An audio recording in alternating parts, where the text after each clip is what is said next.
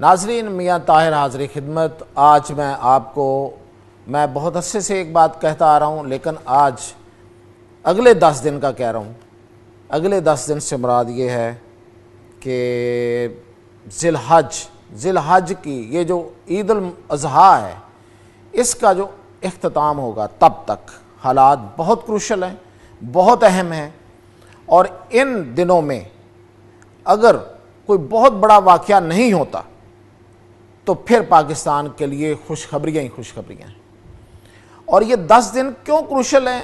یہ پاکستان کے لیے بھی کروشل ہیں اور یہ اس خطے کے لیے بھی کروشل ہیں۔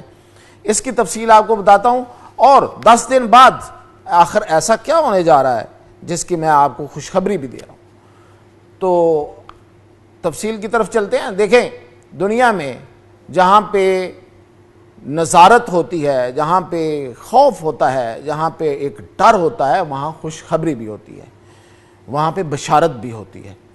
تو سب سے پہلی بات تو یہ ہے کہ اس وقت اس خطے میں پاکستان اور انڈیا کے درمیان ایک بڑی جنگ ہو چکی ہے۔ بڑی اس لیے کہہ رہا ہوں کہ یہ واقعتاً بہت بڑی جنگ تھی، بہت مختصر وقت کی، بہت مختصر دورانیے کی ایک بڑی جنگ تھی، جس نے نہ صرف، اب بار بار دہرانے کی اس لیے ضرورت پڑتی ہے کہ یہ سند رہے کہ نہ صرف کہ اس نے انڈیا بلکہ پوری یورپین اور پورا امریکہ کی ٹیکنالوجی کو شکست دی ہے۔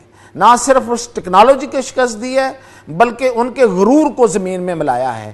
ان کی پروکسی، ان کی طرف سے ان کا نمائندہ بھارت جو اس خطے میں ان کے نمائندے کے طور پہ کھڑا تھا، اس کا غرور جو ہے وہ زمین میں ملا دیا ہے، بلیا میٹ کر دیا ہے، زمین بوس کر دیا ہے۔ اس لیے اس کے ابھی اثرات پوری طرح ختم نہیں ہوئے، یہ ایک وجہ ہے۔ اور دوسری وجہ یہ ہے کہ اسرائیل جو انسانیت کا دشمن ہے، اسرائیل جو اسلام کا دشمن ہے، اسرائیل جو اس پورے خطے کا دشمن ہے بلکہ پوری دنیا کا دشمن ہے، وہ بھی اگلے 10 دنوں میں کچھ ایسی حرکت کر سکتا ہے۔ اس لیے کر سکتا ہے کہ اس کی نظریں ایران کے ایٹمی پروگرام پر ہیں، اور وہ اس کو اس وقت غزہ میں اس نے 80% سے زائد قبضہ کر لیا ہے۔ اس نے جو دشمن بنا کے پیش کرنا تھا اس نے کر لیا۔ اب اس کے پاس کوئی دشمن نہیں ہے، دشمن کے طور پہ پیش کرنے کے لیے اس کے پاس کچھ نہیں رہا، تو وہ ایران پر حملہ کر سکتا ہے۔ امریکہ اس کا ساتھ نہیں دے رہا، امریکہ کو ریالٹی کا پتہ ہے، امریکہ کے پاس اب کچھ رہ بھی نہیں گیا۔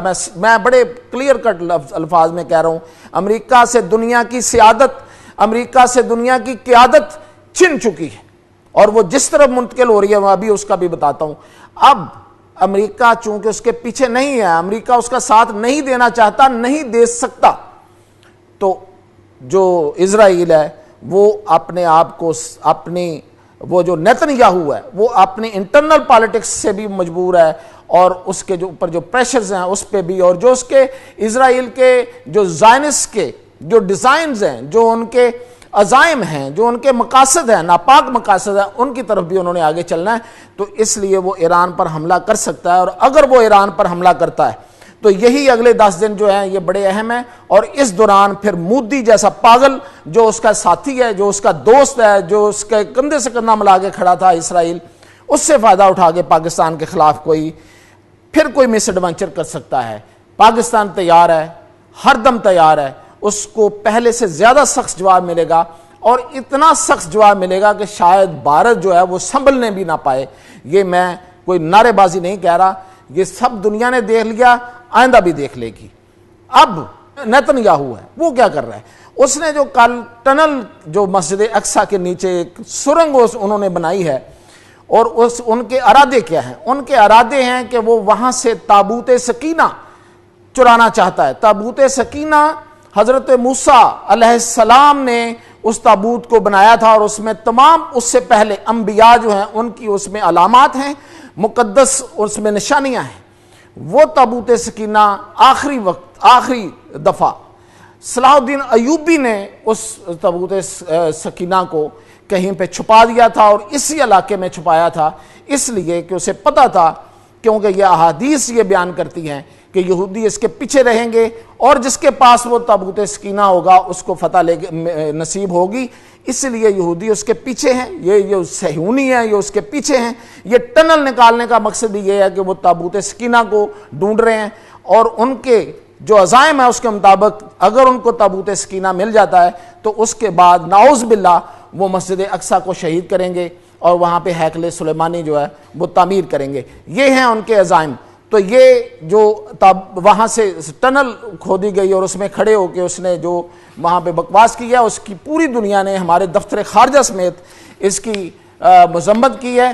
اور جو اصل دنیا کے لیڈرز ہیں ان کو پتہ ہے کہ یہ کیا ہونے جا رہا ہے، وہ بھی سوئے نہیں ہیں. اس لیے یہ اس خطے کی لڑائی پہلے اور اس کے بعد پھر اس کی طرف بھی جائیں گے. تو یہ جو 10 دن ہیں عید الاضحیٰ کے اختتام تک دعا کیجئے کہ یہ اچھے سے گزر جائیں.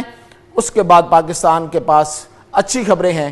پاکستان پرواز کرتا ہوا نظر آئے گا اور اس خطے کا لیڈر نظر آئے گا آپ کو.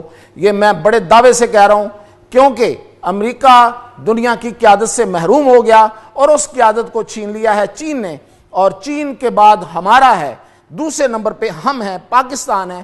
اس لیے کہ پاکستان اس خطے کا سب سے اہم ہے. یہ ایک رستہ ہے، یہ ایک چوک ہے. ہر ایک کو یہاں سے گزر کے جانا ہے، وہ چاہے روس ہو یا روس کے بعد جتنی اگلی مسلم ریاستیں ہوں یا پھر افغانستان ہو یا پھر چائنا ہو، ایون اس کو یہاں سے گزرنا ہے. تو پاکستان کا دوسرا نمبر ہے.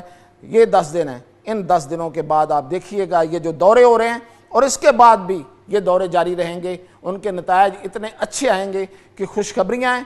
پاکستان اعلیٰ سے اعلیٰ مقام حاصل کرنے جا رہا ہے اور پرواز کرتا ہوا نظر آئے گا. یہ اچھی خبر بھی ہے اور اس سے پہلے ایک خوف بھی ہے، ایک ڈر بھی ہے، لیکن انشاءاللہ اس وقت سے ہم نکل جائیں گے. یہ تھی اب تک کی اپڈیٹ. مزید اپڈیٹ کے ساتھ حاضر ہوں. YouTube پر گوگلی نیوز دیکھنے کے لیے youtube.com کی سرچ بار میں googly news T V type کریں. گوگلی نیوز کے پیج پر سرخ رنگ کے سبسکرپشن والے بٹن پر کلک کرنا نہ بھولیے. YouTube پیج پر اپلوڈ ہونے والی ویڈیوز سے باخبر رہنے کے لیے بیل آئیکن پر کلک کیجیے. آپ کو ہر نئی ویڈیو کے بارے میں نوٹیفیکیشن موصول ہو جائے گا.